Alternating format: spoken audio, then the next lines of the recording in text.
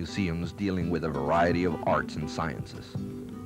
However, the most interesting of all to the international visitor is by far the Gold Museum of the Bank of the Republic. The museum was founded in 1936 and is presently located in an elegant building in Santander Park. The Gold Museum of El Banco de la República in the city of Bogotá houses the most extensive and important collection of pre-Columbian gold artifacts. A visitor to the museum experiences firsthand the advanced metallurgic technologies of the legendary South American civilizations. In our hemisphere, working with gold probably originated in the central Andean mountains. The oldest fragments date back to approximately 1500 BC. These were found in what seems to have been a rudimentary goldsmith's shop and on a skeleton found in a funeral chamber in southern Peru. From there on, work in gold became popular in other areas until it reached what is now Central America to the north and Argentina to the south. Around the 9th century after Christ, the Lambayeque and the Chavin cultures of Peru already possessed one of the most sophisticated traditions in gold jewelry found anywhere in the hemisphere. Little by little, working with gold became a common practice in southern Colombia. This took place probably before the 5th century before Christ and was followed by metallurgy in the northern Colombia area. In an era that could easily date back to the year 550 after Christ, Mayan goldsmiths received a strong influence from the ideas that came from the area of southern Panama and northern Colombia. On the 3rd floor of the museum, inside a large chamber protected by some of the most sophisticated security systems in the world, the legendary El Dorado is on display. Seeing it is an unforgettable experience. Let's take a look at the world-famous piece known as the Raft of El Dorado while we tell you a little bit about the legend. The work of melting the gold was conducted under the supervision of the high priests, or chuques, who, after consuming drugs, would make offerings to the gods. One such event, the installation of the great chief, Guatavita, was where the legend of El Dorado originated.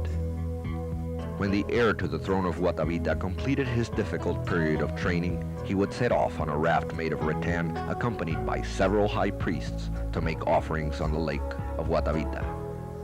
People from nearby settlements would gather along the banks to make their own offerings and prayers. The event, which probably took place only a few times, originated the legend of the Golden Man, whose riches were dropped to the bottom of the lake.